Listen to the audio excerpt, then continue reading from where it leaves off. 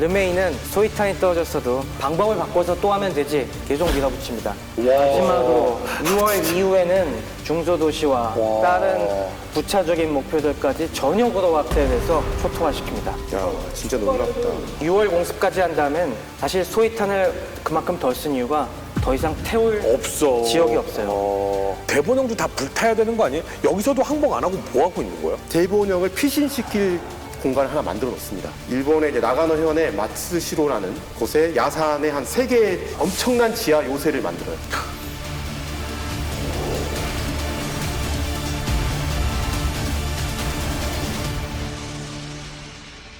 그러니까 저희가 이제 도쿄대 공습부터 시작해서 공습의 퍼레이드를 쭉 저희가 이 단계별로 얘기를 들었잖아요. 그 중에 하나가 본토를 막 폭격하던 르메이와 B29가 해군이 나 안 해, 나 전쟁 안 한다, 진짜 도와줘라 라고 해서 남쪽으로 내려가서 전술 폭격을 했잖아요. 네, 루메이가 이제 도쿄 대공습 이후로 입지가 되게 올라갔잖아요. 네. 근데 그럼에도 불구하고 이 사람이 이제 눈치를 봐야 되는 인물이 한 명 있습니다. 누구? 니미츠요. 니미츠. 네. 그러니까 르메이가 21폭격기 사령관이고 사실 육군 항공대 소속이고 20항공대 직속 부대이긴 한데 이 부대가 사실 지역적으로 놓고 봤을 때는 태평양 지역군의 해역군 밑에 있습니다. 니미츠의 눈치를 봐야 되고 더 큰 이제 문제는 뭐냐면 이 마리아나의 B29의 기지를 보급 물자나 아니면 이런 모든 것들을 지금 다 해군이 해주는 상황입니다. 그러니까 해군의 지원과 지지가 없이는 이 폭격도 제대로 할 수 없는 부분이에요. 그러니까 르메이가 나중에 인터뷰에서 사실 우리 사령부가 완전히 독립적인 건 아니었다라고 스스로 인정을 합니다. 둘이서 손을 잡고 이오지마 오키나와 이것도 사실은 서로 협약하기로 한 그렇죠. 거잖아요. 이해관계들이 다 있는 거죠. 그래서 이제 니미츠가 원하는 작전을 해준 거고, 뭐 45년 4월에는 일본 주변에 이제 기뢰를 뿌리는 뭐 기아 작전에도 B29가 동원이 돼서 뭐 160여 대가 넘는 B29가 이때 동원이 되기도 했고요. 오키나와 전투를 위한 이제 지원을 또 해줍니다. 그래서 4월 중순부터 5월 중순까지 한 달 정도에 집중적으로 여기에 이제 지원을 해주는데 이때 했던 게 이제 규슈 지역에 있는 비행장들을 이제 폭격을 하기 시작합니다. 이게 정밀 폭격을 하는 거죠. 네. 왜냐하면 공군력을 무력화시켜야 네. 되니까. 근데 여기서 조금 이제 니미츠의 성격을 알 수 있는 에피소드가 하나 있습니다. 르메이가 일주일 동안 정말 열심히 하고 니미츠를 만납니다. 네. 그래서 만나서 니미츠한테 야 이제 하라고 한 거 다 해준 것 같다. 이만하면 되지 않았냐? 그러니까 원래 내가 하고 싶은 거 이제 하게끔 나 해주라. 본토로 갈게 이제. 네. 그러니까 딱 니미츠가 이런 말을 해요. 정말 잘했다. 나 정말 네 의견에 동의해. 근데 말이야, 그거는 내가 판단할 문제가 아닌 것 같고 내 참모장인 한번 셔먼한테 물어보자. 그 옆에 이제 참모장이 딱 있었던 거예요. 포레스트 셔먼이. 그래서 셔먼한테 네가 보기엔 어떤 것 같아? 라고 하니까 셔먼이 아니야. 좀 더 해야 해. 네, 그래서 3주일을 더 하게 됐다는. 그럼 니미츠는 나는 괜찮은데 참모장 체면이 좀 이렇게 되는 거예요? 그렇죠. 네, 그러니까 그 작전을 더 잘하는 참모장이 이렇게 판단했다. 약간 이런 게 되는 거죠. 원장님, 보통 리더들이 이런 방식 많이 쓰나요? 그 굉장히 중요해요. 그래요? 그러니까 저는 뭐 이제 문제가 있을 때 부원장들을 부르죠. 그러고서는 이제 나중에 얘기할 때 나는 괜찮은데 우리 부원장 안 된다. 또 이거보다 이제 더 중요한 문제는요. 네네. 교수회의 소집합니다. 이건 내 얘기가 아니야. 교수님들이 결정한 거야. 아주 중요합니다. 어떤 정치적으로도 굉장히 잘 사용되는 방법이군요, 이게. 니미츠가 되게 뛰어난 사람이죠. 그 방면에 있어서. 니미츠가 당시에 폭격을 B-29를 좀 동원해달라고 한 이유 중에 하나가 정석대로라면은 규슈의 비행장 폭격은 누가 담당해야겠습니까? 해군 함재기들이 그죠, 해군 함재기들이죠. 그렇죠. 58기동부대 항공모함이 뭐 12척이 넘는데 이 항공기들이 공격을 해야겠는데 이 항공기들이 폭격기들이 쫙 떠서 폭격을 하면은 몇 톤의 폭탄을 쏟아부을 수 있을 것 같습니까? 그래도 뭐 B19보다는 못하겠지만 한 1000톤?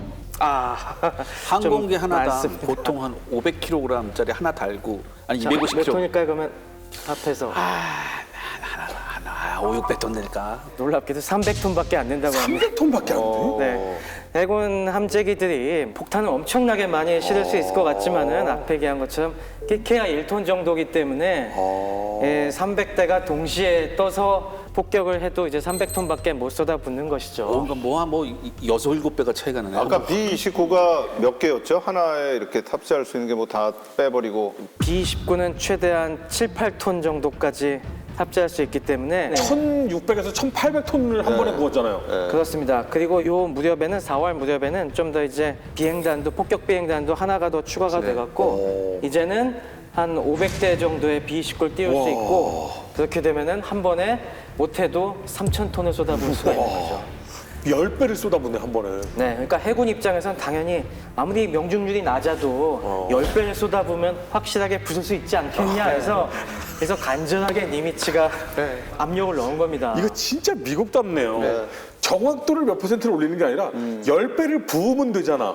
그리고 B-29가 그 한 달 동안에 규슈만 폭격한 건 또 아니에요.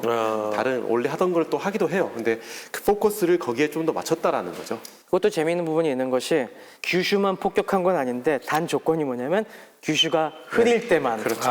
규슈가 흐려서 규슈 오늘은 폭격 못 하겠으니까 그럼 좀 딴 거 할게요. 알았어. 그러면 그때 이제 본토를 폭격하는 이런 방식으로 했습니다. 역시 절대 놀리지 않습니다. 르메이는.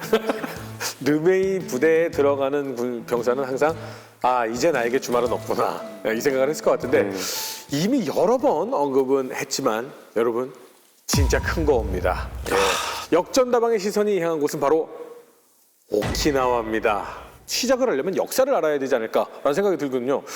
홍길동이 세운 율도국이 사실은 오키나와다 이런 설도 있다고 하더라고요. 오키나와 역사 요만큼만 알면 된다. 원장님 요만큼만 열어주시죠. 사실 뭐 율도국 부분도 있고 삼별초 얘기도 있고 근데 사실 저는 이 정확히 역사적으로 판명되지 않은 얘기는 이제 빼놓고 좀 핵심만 알았으면 좋겠다라는 부분으로 말씀을 드리겠습니다. 사실 이 오키나와는 원래 일본에 속한 지역은 아니었습니다. 굉장히 독립적으로 있는 지역이었고 실제 오키나와에 살고 있는 사람들을 보면 일본 사람들하고는 조금 다른 생긴 게 달라요. 좀 다르고 술도 다르죠. 네. 같은 소주라도 큐슈 소주는 25도인데 오키나와는 40도고요. 뱀 넣고요 막. 그렇죠. 말도 달라요? 네, 말도 달라요. 오키나와가 따로 있습니다. 지금도 약간 다르다. 네. 그러니까 사실 이 일본이 처음 식민지를 했던 게 사실 홋카이도입니다. 어떻게 보면 저는 홋카이도 역사는 오키나와보다도 더 처참한 역사라고 생각을 하는데 두 번째 이제 식민지로 만들었던 게 이 오키나와라고 할 수가 있고요. 이 오키나와가 유구국이라고 해서 처음 이제 우리 한국 역사에 나오는 게 실록에 나와요. 그래서 유구 쪽에서 사람들이 왔는데 그때 이제 유구국의 건축 기술을 우리가 좀 받는 요 기록들이 나옵니다. 또 제가 궁금해가지고 오키나와에 있는 수리성의 옛날 사진을 보니까 위에 지붕도 한번 보십시오. 위에 지붕하고 이 수리성에 들어가는 입구에 세워진 문이 있는데 저 문 보세요. 여러 가지 양식이 섞인 것 같네요. 일본식이 아니에요. 그러니까 굉장히 저는 오키나와의 기본적인 문화 자체는 일본적인 부분은 저는 아니라고 생각을 해요. 그러니까 약간 중국적인 것도 있고 한국적인 것도 있는데 중국적인 부분은 또 끝에가 말잖아요. 약간 이렇게 만 게 있는데 겸손함이 보이는. 지금 저거 저희 흔히들 사찰 같은 데 가면 왜 사찰 들어가기 전에 한참 전에 입구가 있잖아요. 그 느낌이 굉장히 강한 것 같아요. 홍길동이 가서 그래. 홍길동이 정확한 기록이 없는 거 오늘 제가 얘기 안 한다 그랬어요. 역사학자십니다. 그래서 여기가 이제 삼산시대라고 해서 오키나와도 섬이 굉장히 많은데 그중에 이제 제일 큰 섬 남산, 중산, 북산으로 나뉘어 있었다고 그래서 하고요. 삼산 시대. 네네. 1429년에 중산국의 쇼하시 왕이 삼국을 통일을 하면서 중산국 쪽에 있는 이제 슈리성을 수도로 삼아가지고 류큐 왕국이 시작이 됩니다. 류큐 왕국? 네. 유고국? 류큐 왕국이라고 하는 류큐를 지리적으로 보잖아요. 저는 동아시아에서 제일 중요한 위치인 것 같아요. 정말로. 왜 거기에 미군이 기지를 가지고 있느냐. 또 여기를 이제 72년에 반환을 하잖아요. 일본에 반환한 이후에도 여기에 미군 기지가 계속 있는 이유가 거기 딱 있으면 일본, 한국, 중국, 필리핀, 타이완까지 다 커버가 됩니다. 그 가운데서. 전략적으로 보면 절대로 포기를 하면 안 되는 지역이에요. 저것 때문에 중국 해군이 태평양으로 못 나간다는 얘기도 있고 그래. 한국한테도 그런 겁니다. 그렇죠. 한국도 정근대 시대에 걸려요. 저 열도에 꼭 걸리게 돼 있어요. 나가게 되면. 그리고 외국 사람들이 한반도 쪽으로 이렇게 오다가도 저기 딱 걸려서 저기서 끝나게 되는 겁니다. 이게 이제 예전에는 이제 비행장이 있거나 뭐 해군이 있거나 그런 게 아니니까 저렇게 중요한 위치에 있다라고 하는 거는 이제 무역의 중심이 됩니다. 그러니까 저기에서 이제 동남아에서 뭐 일본으로 가거나 또는 중국에서 일본으로, 일본에서 중국으로 가거나 또는 이제 조선으로 오거나 이런 데 있어서의 이제 중간 무역으로서의 굉장히 중요한 위치라고 돼 있고, 그래서 이제 저희 실록에도 유구국이라는 이제 이름으로 불리죠. 이렇게 중요한 위치에 있고 무역으로 인해서 돈을 버는 지역임에도 불구하고 일본은 통일을 도요토미 히데요시에 가서 하잖아요. 네. 그러니까 다른데 이렇게 신경 쓸 겨를이 없었어요. 그러니까 그냥 놔두고 있었죠. 근데 도요토미 히데요시가 이제 조선을 치러 가자라고 하다 보니까 이 전체 이 힘을 모아야 돼. 네. 그럼 어디서 할 거냐? 야, 유구국 거 좀 쓰자. 그러니까 원래 이제 도요토미 히데요시가 직접 요청한 건 아니에요. 사스마에다 했더니 사스마에서 우리도 힘들어 죽겠는데 이렇게 니네가 좀 해주면 좋겠다. 근데 또 오키나와 분들이 이게 우리는 기본적으로 중국과 일본 사이에서의 중간무역, 조선사의 중간무역으로 돈을 벌고 있는데 지금 조선에다 파병을 하는데 우리 보고 가라? 이런 못 가겠다라는 거죠. 그렇지. 그러니까 이제 거절을 합니다. 그것도 중국 공격하려고 조선에 들어온 거잖아요. 그렇죠. 그러니까 이제 그건 안 하겠다. 근데 전쟁이 끝나고 나서 그 다음에 이제 도쿠가와 막부가 들어오고 나서 야 이거 안 되겠다. 우리가 이렇게 자꾸 우리 하라는 거 안 하고 뭐 이렇게 하니까 좀 가가지고 우리 영향력 밑으로 좀 해야 되겠다. 해가지고 사스마본에서 류큐를 침략을 하죠. 그래가지고 류큐에 들어와가지고 류큐의 왕하고 주요한 신하들을 데려다가 압송을 해서 이제 데리고 있으면서 거기를 완전 이제 자기의 밑에 있는 지역처럼 이제 만들어 버리는데, 참 제가 보기에는 머리가 좋은 게 뭐냐면 그렇다고 해서 저길 완전히 그러면 우리 사츠마본 땅이야라고 하지 않고 그냥 뒤에서 이렇게 조종만 해요. 근데 그 이유가 이 중국하고 이 무역을 통해서 번 돈을 자기들이 가져오기 위해서. 근데 만약에 우리 밑에 있다라고 하면 그렇죠. 이게 중국이 제대로 무역을 안 할 수 있는 가능성이 있다라고 생각을 한 거예요. 근데 그 상태로 갔는데 이게 이제 근대로 오면서 이제 문제가 생기기 시작을 합니다. 여기까지는 뭐 조금 영향력이 떨어져도 어쨌든 류큐국으로 가는데 근대로 오니까 일본이 이제 이 지정학적 위치에 대해서 더 이상 이걸 놔두면 안 되겠다라고 생각을 한 거죠. 그래서 두 차례에 걸쳐서 흔히들 많이 얘기하는 류큐 처분이라는 것을 하게 됩니다. 류큐 처분. 예. 그래서 류큐를 이제 이렇게 처분해서 이제 일본 땅으로 가지고 들어온다라는 거거든요. 그래서 그게 이제 첫 번째가 메이지 유신 직후인 1872년에 류큐 왕국을 류큐 변으로 삼으면서 완전히 이제 일본 땅 내로 복속을 시킵니다. 150년밖에 안 됐어요? 그렇죠. 150년 네. 전에는 다른 나라였다는 거네요? 독립국이었죠. 그러니까 실제로 이제 중국하고 조공을 하는, 그러니까 조선하고 비슷하게 그런 어떤 책봉 관계인데, 그렇다고 해서 속국은 아니고 네, 독립을 유지하면서 조공 관계를 유지하는 이제 그런 관계였는데, 이제 완전히 류큐 처분이라고 해가지고 이제 가지고 들어오는 거예요. 그러면서 청나라에 대해서는 조공을 중단해라라고 명령을 내립니다. 저 시기를 보면 1875년에 이제 조공을 중단하라고 명령을 내리는데 1876년에 중요한 일이 있었죠. 1년 후에. 강화도 조약입니다. 근데 그 강화도 조약의 1조가 조선은 독립국임을 선언한다. 그러니까 청나라에 대한 조공을 중단하라라고 한 거예요.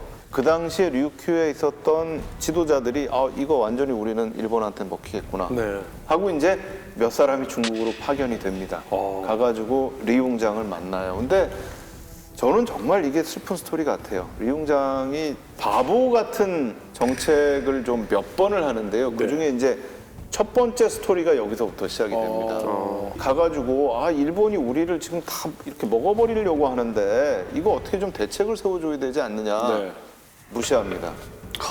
아니 조공을 바치는 나라였으면 자기가 관리를 해줘야 되는 거 아니에요? 네. 그런데 사실 리웅장으로서는 저 때가 굉장히 위기인 상황이에요. 지금 아편 전쟁 2번에서 졌죠. 그러고 나서 태평천국의 난도 한번 일어났었지. 이게 잘못하면 청나라 자체가 운명이 막 왔다 갔다 하는 상황인데 우리가 지금 외부에 우리가 개입할 뭐가 될까라고 생각할 정도로 굉장히 위기의 상황이니까 이게 지금 그러면 류큐에 우리가 개입을 해야 되나? 이런 고민을 하면서 이거 무시를 했단 말이에요. 청의 네코가 석자 시대. 네. 그런데 1879년에 2차 류큐 처분을 하면서 완전히 류큐 자체를 없애버립니다. 그러면서 오키나와 현을 만들어버려요. 멸망한 거네요. 그렇죠. 저항은 없었던 거죠, 오키나와인데. 없었습니다. 일본이 메이지 유신을 하면서 상당히 이 군사적인 힘을 길렀던 그런 시대였기 때문에 저항하기가 굉장히 힘든 그런 시대였죠. 네. 근데 그러고 나서 요때 이제 또 하나 문제가 된 게 이제 이렇게 되니까 오히려 이거의 중요성을 먼저 발견한 게 미국이에요. 미국에 그랜트라고 하는 대통령이 있는데 이 대통령이 가만 보니까 야, 일본이 이러다가 동아시아를 다 먹게 생긴 거예요. 근데 미국의 입장에서는 사실은 미국의 앞마당의 하나가 태평양인데 네. 일본이 류큐를 해가지고서는 혹시나 필리핀까지 막 내려오고 하면 미국의 태평양에 대한 어떤 힘이라는 게 약해질 수밖에 없잖아요. 그러니까 그랜트가 일본한테 얘기를 합니다. 오키나와 이렇게 다 가질 생각하지 말고 중국하고 좀 협의를 하자. 그리고 먼저 그랜트가 간 게 사실 중국한테 가요. 리웅장한테 가운데 있는 큰 섬은 일본과 중국이 공동으로 관리를 하고 위의 섬들은 일본, 아래 섬들은 중국 이렇게 삼본을 하자. 근데 리웅장이 결론을 안 내려요. 그러니까 저도 굉장히 궁금해요. 왜 결론을 안 내렸을까? 나쁘지 않은데요. 네. 네. 결론 안 내리고 훨씬 좋은데. 결국은 주저주저 하는 사이에 일본이 거길 다 먹어버린 거예요. 그러니까 청문회 입장에서 굉장히 매력적인 제안이었어요. 근데 이 얘기가 정확히 50년 후에 또 일어나요. 그때는 장제스 때입니다. 장칼쉑이라고 하는 우리가 이제 장개석으로 알려진 사람인데 지도자들이 1943년에 카이로에서 모이는데 그때 이제 미국의 루즈벨트 대통령, 그다음에 영국의 처칠 그리고 장개석이 초대를 받죠. 그때 이제 모였던 이유는 사실은 버마 전선 문제 때였습니다. 그러니까 미국이 어떻게 이 버마 전선을 좀 끊어낼 것이냐. 또 이걸 통해 가지고 일본이 더 확장되는 부분들을 막아야 된다라는 생각을 했는데 미국 혼자 끊기가 어려우니까 중국군하고 영국 해군을 동원을 하려고 한 거예요. 그래서 이제 양쪽을 불러가지고 이제 얘기를 하는데 그때 이제 미국 쪽에서 제안했던 것 중에 하나가 오키나와를 중국이 관리했으면 좋겠다. 루즈벨트가 그 제안을 합니다.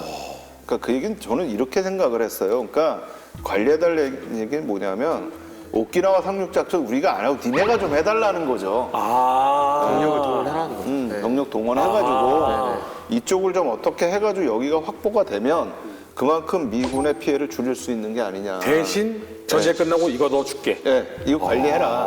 이렇게 했는데 장개석이 그거를 거절을 해요. 만약에 네. 장제석이 이거를 오케이 했으면 네. 지금의 오키나와는 중국이네요. 근데 이제 몰라요. 이게 또 내전이 있었기 때문에 네네네. 그리고 또 중국 공산당이 이겼기 때문에 어떻게 될지 모르겠는데 근데 사실 이때 장개석의 비서였던 사람이 장개석한테 물어봐요. 왜 거절했습니까? 그러니까 누구나 알아요. 이 오키나와가 너무나 중요해. 사실 그게 중국이 관리를 했으면 지금 문제가 되는 센카쿠? 생각별도. 그 다오이다오라고 네, 네. 하는 오키나와하고 타이완 사이에 있거든요. 네, 네, 네. 그러니까 이게 문제가 될 필요가 없는 전혀 데인데, 없어지죠. 네. 근데 이제 그 밑에 비서가 물어보는 거예요. 왜 거절을 했습니까? 그랬더니 장개석의 한 대답이 이거 정확히 사료에 있는 얘기예요. 내가 욕심쟁이로 보일까 봐 그랬다는 거예요. 내가 이것까지 하는데 오케이 하면 루즈벨트 대통령이 나를 욕심꾸러기로 보고 이러면 우리가 제대로 안 될 텐데 라고 했다는 거예요. 아니 내가 달라고 한 것도 아니고 주겠다는데. 이분 성리학 공부하셨어요? 그게 이해는 됩니다. 그러니까 이해가 만약에, 돼요? 예, 지금 만약에 미국이 시진핑한테 제안했으면 네. 확 바로 했겠죠. 근데 뭐 사실 이용장도 그렇고 뭐 장제스도 그렇고 어떻게 보면은 그 내부의 사정이 훨씬 더 중요했고 거기에 여력을 지금 계속 쏟아내는 상황이고 네. 특히 이제 대외적으로 팽창에 대한 안목 자체가 없었던 상황인 거죠. 중국이 이제 와서야 이제 대외 팽창이라는 걸 생각을 했지. 뭐 중국의 역사를 보면 사실 밖으로의 팽창보다는 특히 근대로 와서는 안에서의 어떤 통합과 그다음에 거기서의 확실한 권력을 장악하는 게 가장 우선적인 것들이었잖아요. 근데 제가 이해가 안 되는 건 뭐냐면요. 일단은 리웅장까지만 가보더라도 네. 리웅장이 1884년에 갑신정변 직후에 한국에 원세계를 파견하잖아요. 네. 우리가 위안스카이라고 하는. 네. 근데 그때가 청정부가 대외 정책을 바꾸려고 한 때예요. 근데 위안스카이를 파견하는 이유가 뭐냐면 지금까지 조공이라는 거를 통해서 평화롭게 진행되는 국제 질서에서 조선을 식민지화하면서 청에 한번 우리도 부강해져 보겠다. 이 생각을 한 거예요. 그래서 조선의 지식인들이 중국에 대해서 가장 큰 반감을 갖기 시작한 때 바로 이때예요. 그런데 이 정말 중요한 오키나와는 어떻게 될지 모르니까 무시하고 그냥 넘어갔단 말이에요. 신기하다.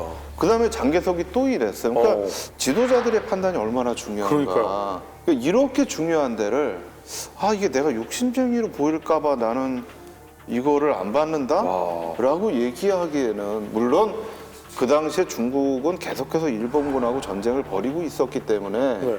어떤 제안도 확 받아들이기는 어려운 상황이었겠지만 저는 실제로 그런 제안을 받았다면 한번 내부적으로 굉장히 중요하게 수기를 해봤을 것 같아요. 근데 뭐 사실 장제스가 베트남에 대해서는 그걸 받았잖아요. 신탁 통치에 대해서는. 근데 그만큼 베트남은 전략적 가치가 더 높고 그 다음에 지상군으로 충분히 이동할 수 있는 여러 가지 것들이 있었겠지만 오키나와는 아무래도 이동하는 것도 특히 장제스 군대는 지금 뭐 미국이 도와줄 수는 있겠지만 해군력이 거의 전무한 부대이기도 하고. 근데 아마 그런 제해권의 안목이 중국 지도자들한테 좀 부족했던 게 아닌가. 이거 아닌가요? 그러니까 어느 쪽이 더 손을 뻗기 쉬운가라는 그렇죠. 문제들, 현실적인 문제를 생각해 네. 봤을 때. 니미지처럼 물어나 보지. 우리 참모한테 한번 물어봐.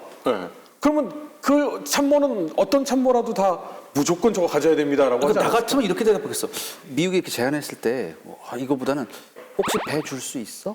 제 방식으로 하자 그러면 잠깐만 일주일만 기다리세요. 내가 가서 우리 교수회의 열어가지고 교수들의 얘기를 청취한 다음에 의견을 드리겠습니다. 그러니까 이게 사실 국가 미래를 위해서 지도자의 판단과 역할이 얼마나 중요한가 재밌습니다. 라는 걸 이제 사실은 저는 오키나와 공부하면서 좀 많이 느꼈는데 일본으로서 너무 땡큐인 상황인 거예요. 네. 그리고 사실 이렇게 중요한 지역이었기 때문에 사실 역사도 순탄치가 않았고 네. 또 오키나와 전투도 굉장히 사실은 치열하고 엄청난 전투였고 그 이후에도 오키나와 사람들은 사실 너무나 힘들게 살았는데 그건 나중에 이제 제가 다시 한번 네네네. 이어서 말씀을 드리겠습니다. 우리 박 원장님의 역사 요만큼 순서 너무 좋았습니다. 감사합니다. 오키나와에 대해서 완전히 너무 재밌었어요. 미 해군 벼르고 벼르던 오키나와 아니겠습니까? 지난 석 달 동안 오로지 오키나와의 집념을 가지고 열심히 공부했다. 이제부터는 심소령이라고 부르지 마라. 오키나와 심이라고 불러다오. 심소령님, 미군의 준비 상황 어떻습니까?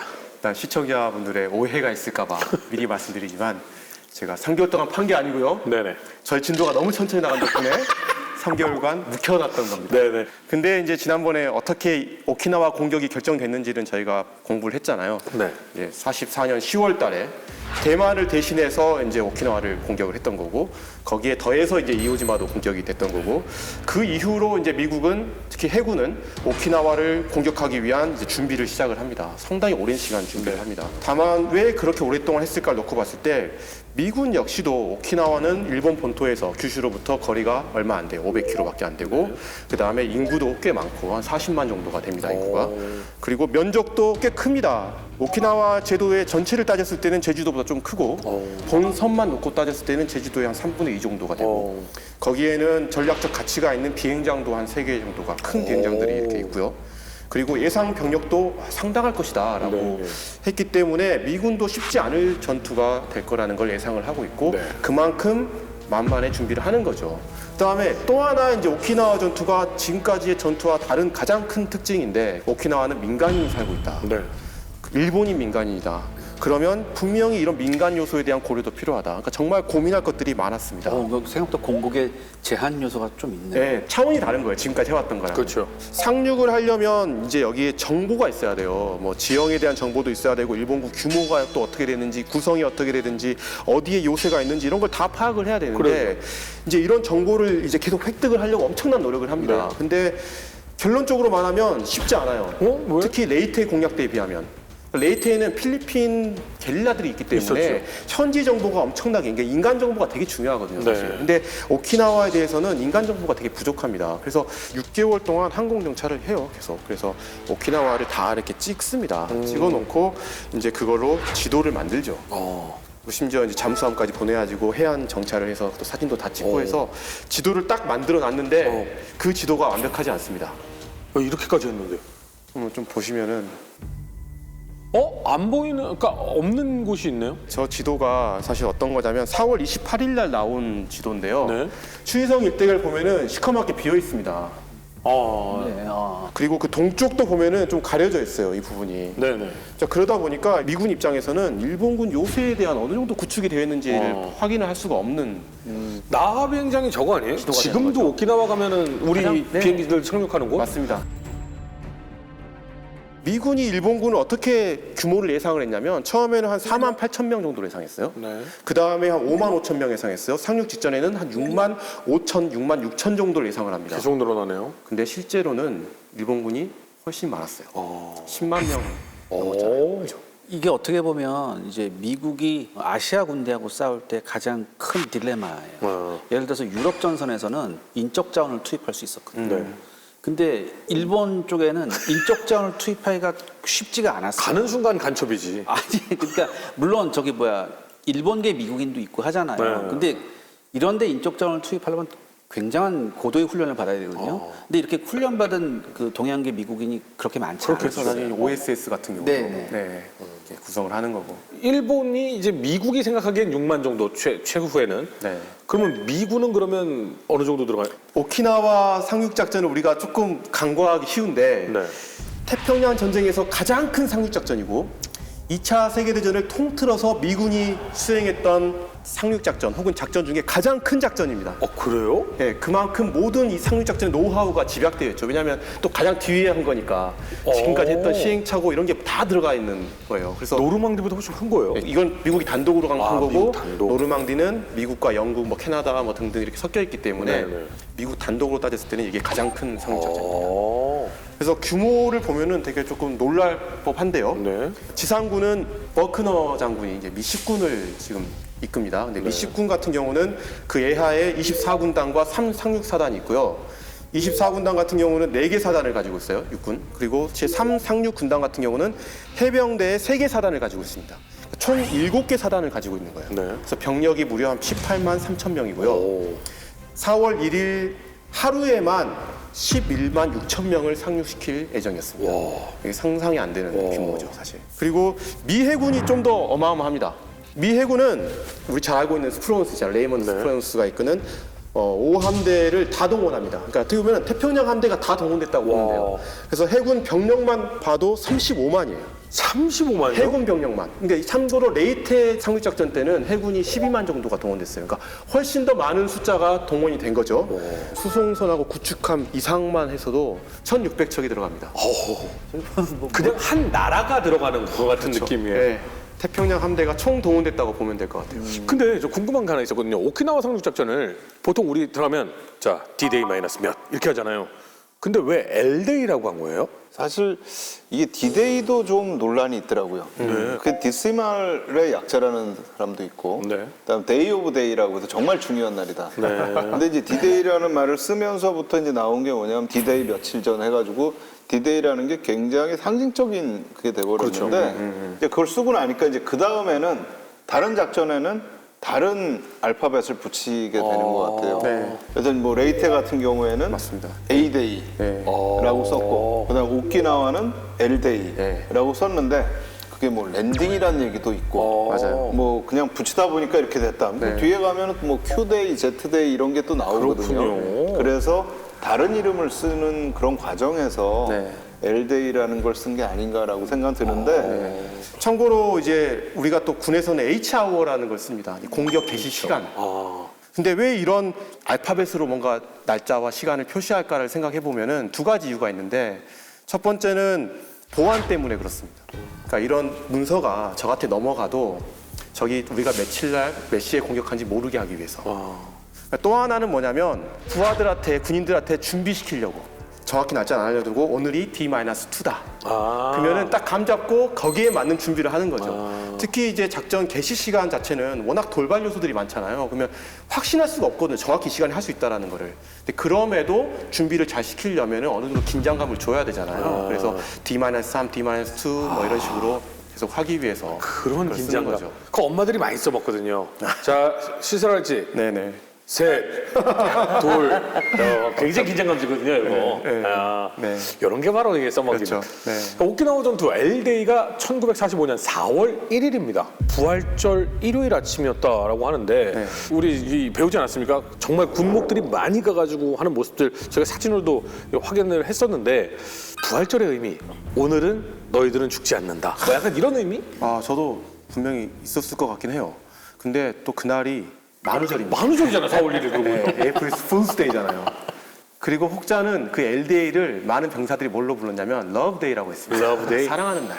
그러니까 이거는 결국 제가 봤을 때는 뭔가 사람들에 따라서 그 안식처가 필요했던 것 같아요. 이 명칭이 주는. 나는 정말 독실한 크리스천이니까 난 살 수 있어. 살 수 있어. 내가 봤을 땐 라이어데이인 것 같은데. 네. 라이어데이. 라이어데이.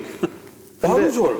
그것도 괜찮네요. 근데 저는 그렇게 생각해요. 군인들에게는 어떤 전투든 간에 안식처를 주는 게 필요한 것 같아요. 네. 뭐가 됐든 간에. 그래서 뭐 참고로 미 해병대 같은 경우는 상륙작전 당일 아침 날 스테이크랑 계란을 주잖아요. 에그프라이를.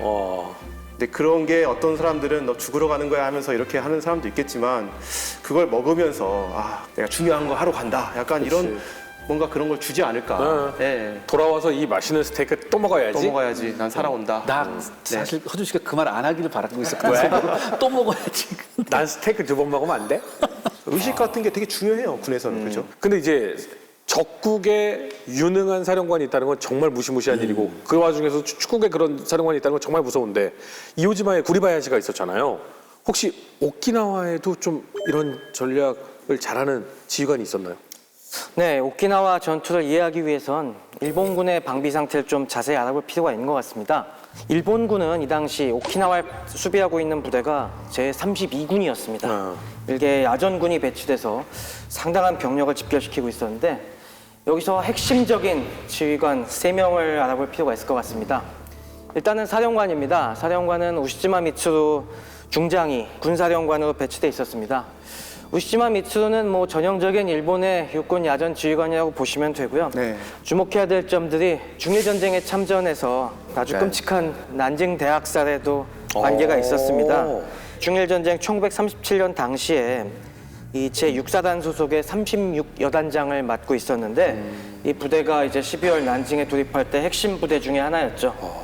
그래서 뭐 당시 점령 뒤에 끔찍한 만행을 저지른 그 한가운데 있었던 사람이고요. 특급 전범이네요, 아주. 그리고 그 참모장도 조 이사무라는 사람이었습니다. 이 사람은 관동군에서부터 이력을 시작해갖고 관동군 하면은 대충 성향이 좀 짐작이 가죠. 네. 왕을 지지해서 네. 우리가 이 조직을 왕으로 다시 개편해야겠어 라고 쿠데타를 일으켰다가 왕이 니네 이상해 라고 해서 관동으로 쫓겨난 중심의 인물들이죠. 이 사람도 난징 대학살에서 약간의 관계가 있습니다. 야전 부대를 주의하지 않았지만은 당시 이제 참모장교로 이 지역에서 근무한 이력이 있었고요. 이 사람은 이제 부대 장병들에게 금주 금연을 엄격하게 지키도록 강제하고 저 사람은 근데 자기 요리사 되는 걸로 데리고 다니고 유명하잖아요. 술, 네. 위스키 파티하고. 술 먹어요? 자기는 마시고 남은 못 마시게 한 거 아니에요? 이 나쁜 놈이네. 맞아요. 자기는 그런 식으로 먹고 마시고 즐기면서 부대 폭력을 엄청나게 많이 행사한 그런 좀 장교로 유명합니다. 그러니까 어떻게 해야 되겠습니까? 부대 지휘 스타일에서도 이런 사람이 딱 나오면은 야 무조건 돌격! 막 이런 식으로 나서기가 쉽겠죠. 근데 여기서 주목해야 될 사람이 한 명 더 있습니다. 고급 참모를 지내고 있던 야하라 히로미치 대좌가 있습니다. 이 야하라 히로미치는 굉장히 구리바야시와 비슷한 점이 있습니다. 바로 미국 유학파였습니다. 그러다가 이제 이 사람이 1940년에 저쪽 타이 쪽으로 파견이 돼서 타이 쪽에 무관으로 가죠. 그래서 전쟁 초기에는 이 버마 전선에서 그쪽 15군 쪽에서 근무를 하다가 무다구치 레냐 선생의 아래 있었네요. 그쪽과 이제 엮일 뻔했었는데 어허. 이 사람이 이제 댕기열이 생겨갖고 열병을 하다갖고 다시 본국으로 후송이 됩니다. 그래서 그쪽 작전이랑 많이 엮이진 않습니다. 네네. 미군 입장에서는 이런 인물이 한 명 있다는 거 굉장히 골치 아플 것 같아요. 골치 아프죠. 네, 미군을 굉장히 잘 이해하는 장교가 있었죠. 그래서 이 사람이 6대 교관으로 근무하다가 이제 32군 고급 참모로 파견이 됩니다.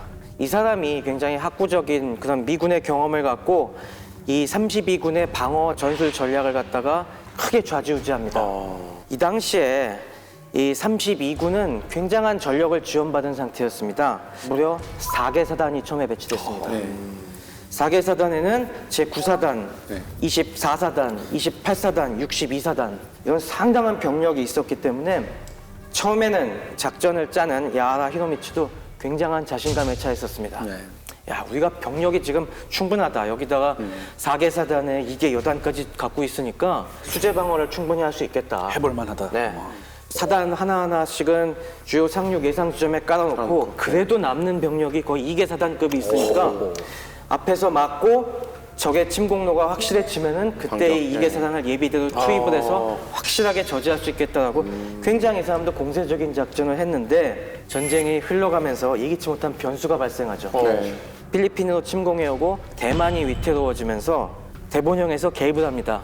야, 너네 병력 많은데 병력 좀 내놔라. 안 되겠다. 지금 대만이 너무 위험해지니까 그때는 대만을 먼저 공격할 줄 알았기 때문에 너네 사단 하나 내놔라. 어느 사단 내놓을래? 라고 이제 강제로 요구를 합니다. 그랬을 때 이제 내놓긴 싫지만은 이렇게 나오니 둘 중에 하나를 선택을 이야기를 하잖아요. 네, 9사단과 처음에는 9사단과 24사단 중에서 아하나를 내놓지 그래 라고 그러니까 어차피 제일 앞사단 중에 하나를 내놔라고 했는데 네, 그래도 9사단은 누구나 얘기하는 정예사단이니까 일반적이면 24사단을 내놓을 것 같았는데 그러니까. 9사단을 내놓습니다. 그래요? 왜 그랬을까요? 24사단은 포병이 그나마 화력이 많은 부대였어요. 네, 여기서 핵심을 좌우한 것이 포병이었습니다. 후병대. 일본군 사단의 가장 큰 약점은 뭐였냐면은 화력이 화력이 약합니다. 약하는 거죠. 우리가 뭐 다른 서방 군대를 보면은 사단의 포병 연대가 105mm나 155mm 같은 네. 굉장히 중국형 화포들을 50문 이상 갖고 있는 강력한 화력을 갖고 있지 않습니까? 네.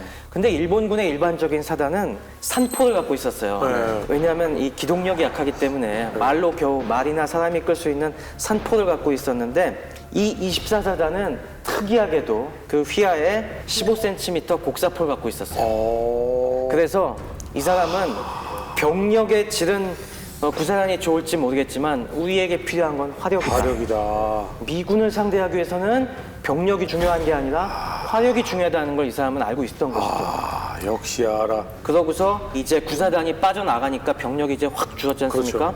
그래서 지구전으로 바꿉니다.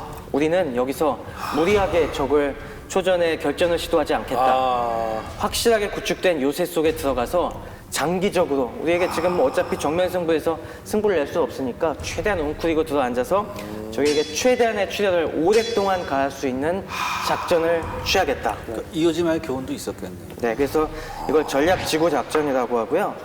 이걸 달성하기 위해서 이 갖고 있는 중화기들을 갖다가 철저하게 우리 북한이 잘하는 산등성이 뒤로. 네, 갱도화. 산등성이 뒤로 놓고 갱도 파서 동굴진집 만들어 놓고 장사정포가 딱 후사면에 있잖아요. 그렇죠. 그러니까 그거를 지금 그대로 한 거예요. 그 굴 파놓고 들어갔다가 나와서 쏘고 쏘고 다시 들어가고. 들어가고. 네, 그렇습니다. 그러니까 원래 대본령이 9사단을 차출하는 대신에 본토에 있는 또 84사단을 보내주기로 약속을 했습니다. 근데 그거를 결국 안 보내주게 됐고, 그러니까 못 병력이 부족하다 보니까 가능한 민간인들을 다 이제 차출을 해서 징발을 해가지고 심지어 고등학생들까지 다 이제 군대로 편성을 해놓는 상황이 이제 조성이 되는 거죠. 차라리 최대한 끌어모은 인원이 거죠. 많았으면 초반 전략대로 공세적인 전략을 나갔으면 네. 오히려 더 피해가 줄었을 수 있겠다는 생각도 드네요. 네, 그리고 또 하나가 이제 9사단이 빠지면서 사실 9사단이 정예부대에 있다 보니까 사실 이제 거기 오키나와 주민들 같은 경우도 좀 신뢰를 했던 부대였어요. 근데 이제 이게 빠지면서 좀 분위기가 이제 뒤숭숭해지는 부분도 있었던 거죠. 물론 화력도 강해지고 했지만 사실 처음보다는 확실히 이제 불리한 상황에 좀 직면하지 않았나. 네. 자, 전략상으로만 보면 오히려 구사단을 뺏기고 새로운 사단이 보충되지 않으면서 네네. 굉장히 전략적으로 약해진 일본과 역사상 가장 거대한 전력을 가지고 투입되는 미국의 상륙 작전인데 자, 이에 맞서는 미국 어떻게 작전을 짭니까? 일단은 미국의 그 상륙 작전, 그러니까 오키나와 공략 작전에 크게 세 가지 특징이 있어요. 첫 번째가 연합 작전이에요. 해군과 육군? 아니요. 연합 작전이라는 건 나라별로 들어오는. 브리튼. 영국이. 네, 영국이 네네네. 지금 가세를 했습니다. 근데 정말 조금 들어온 거잖아요. 아니요, 미국이 근데 훨씬 많잖아요. 영국이 전체 항모 전력이 그래서 3분의 1 정도가 들어옵니다. 그리고 이 판단이 사실 이 처칠이 원했고, 그다음에 정치적인 판단에 의해서 결정이 됐고, 물론 군사적으로도 도움이 되죠. 영국이 들어와서 대만 쪽을 보호해줄 수 있으니까. 그다음 미군 같은 경우는 본토 쪽을 커버를 해주고. 근데 킹 같은 경우는 엄청나게 반대를 했어요. 왜요? 영국이 나중에 여기 영향력을 행사할 수 있다. 홍콩에 대한 고려도 있었을 것 같은데요. 그렇죠. 어쨌든 네. 이쪽으로 왔다는 다시 거는. 본인들의 네. 영향력을 좀 회복하고 싶어하는 네. 영국의 어떤 그런 거를 킹은 좀 꿰뚫어 보고 있었던 부분들이 있고. 근데 어찌됐든 이 당시에 미국은 정치적으로나 군사적으로나 영국의 합세는 대단히 반가운 이야기였죠. 네. 특히 니미츠 입장에서도 그랬고요. 그렇죠. 네. 중국은 안 한다 그랬는데. 바로 이야기가 나오네. 네. 제국의 차이. 그다음에 이제 두 번째 특징이 합동작전입니다. 육군과 해군과 공군.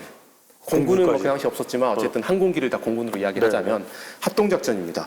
처음 1단계는 작전 통제권을 누가 가지고 있어요? 해군의 스프런스가 가지고 있고 스프런스. 네. 2단계부터는 10군 사령관인 버크너가 가지게 됩니다. 그러니까 버크너가 이때부터는 해군 그다음에 항공기 다 운용하는 거예요. 본인이 작전 통제를 버크너가 가지고 있어요. 그러니까 어떻게 보면 오키나와 전투 같은 경우는 육군과 해군의 합동작전인데 두 군의 비중이 거의 동등해요. 게다가 10군에는 또 뭐가 있냐면 자체적으로 전술 항공대가 있습니다. 그럼 이거는 진짜 육군의 지상군만을 전술 폭격으로 지원해주는 공군을 또 가지고 있어요. 600기가 넘었어요. 숫자가. 전용 항공단. 네. 이 전투만의 저는 정말 독특한 특성인 것 같은데 지상군 입장에서는 받을 수 있는 모든 화력 지원을 다 받습니다. 그러니까. 전투 기간 내내 해군의 한포 사격을 지원받아요.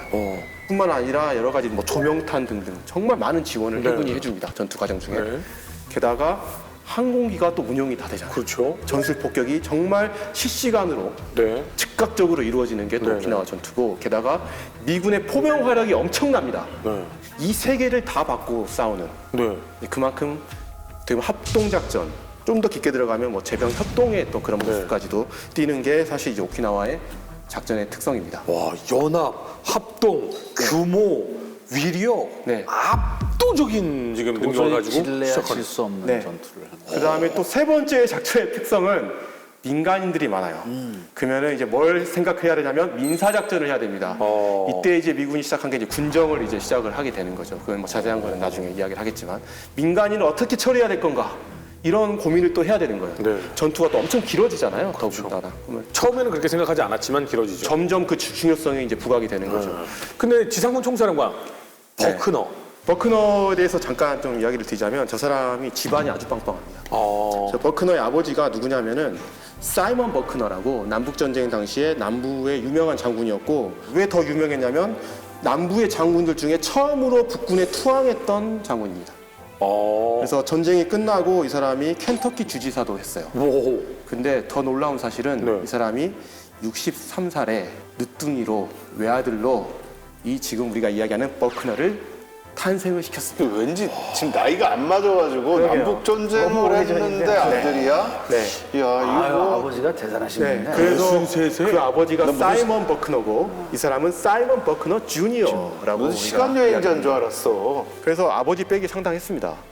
그러니까 원래는 이제 버지니아 군사학교를 다니고 있었었는데 아버지가 직접 당시의 대통령이었던 티어도 루즈벨트가 직접 추천서를 써줘가지고 웨스트포인트에 입학을 비리네. 아주 옛날 일입니다. 그렇죠, 그렇죠. 지금 지금은 미국 기업도 아이, 없군요. 절대 안 되죠. 지금은 없는.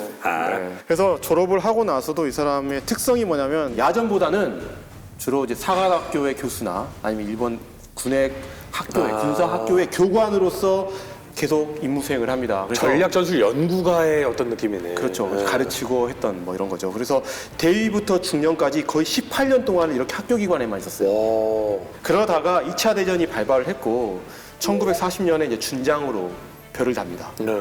그리고 어디로 갔냐면 알라스카로 가요. 알라스카 이제 방위사령부 사령관으로 취임을 했고 그만큼 별로 중요하지 않은 곳으로 간 그러니까 거예요. 이렇게 보면 약간 한직을 좀 한직으로 간 거죠. 근데 이제 알래스카가 안 중요해요? 소련과 어떤 그 굉장히 그 생각하고 당시에 있어요. 소련과의 전쟁이 냉전이 아니군요. 이때는. 그렇죠. 그러니까 야전 실전 경험이 거의 일천했던 겁니다. 네, 네. 그래서 알라스카로 가서 근데 운 좋게 실전을 경험을 했어요. 무슨 43년도에부터 이제 얄루산 일대에서 전투가 일어나잖아요. 그래서 아투섬 전투 뭐 이런 데에서 방어군 사령관으로서 이제 일본군과 싸우고 그렇게 지휘를 했고 이제 그러다가 우연치 않게 이 사람이 44년 7월에 10군 사령관이 됩니다. 10군 사령관이요? 네. 자, 10군 사령관의 그 당시에 임무가 뭐였냐면 네. 대만을 공격하는 임무였어요. 엄청 중요한 그러네요. 직위의 사람이 된 거예요. 근데 왜 이게 이 사람이 이때 뽑혔을까? 거기에는 뭔가 사건이 하나 있습니다. 뭐요? 식군 사령관 막중한 직책이잖아요. 그 다음에 해군과 육군의 합동 작전입니다. 해군 입장에서는 당연히 이런 상륙 작전을 많이 해본 사람을 지휘관으로 삼고 싶을 거예요. 그렇겠죠. 딱 누가 떠오르니까 해군 해병대 상륙 지휘관 딱 하면은 아 홀랜드. 네. 홀랜드 스미스 카드를 꺼내듭니다. 이 사람만큼 경험이 많은 사람이 없잖아요. 근데 홀랜드 스미스는 사라와에서 도살자 100명. 아 그때 막 밀어놔가지고. 맞아, 막 밀어넣어가지고. 네. 그 다음에 사이판에서 또 어떤 일이 있었냐면 이 사람이 27사단장이었던 자기랑 이름 똑같았던 랄프 스미스 육군 소장을 임의로 해임시켜버렸던 사건이 있었어요. 기억나시죠? 맞아요. 그왜 맞아요. 선 안 맞춘다고. 네. 그죠, 막 엄청 전투도 열받아가지고 막 난리 의회 나고 막 진상위원회 열리고 네. 난리 났잖아요. 그래서 그때 이제 해군 측에서 합의를 본 게 뭐였냐면 앞으로 육군의 지휘를 누구한테 맡기지 않는다.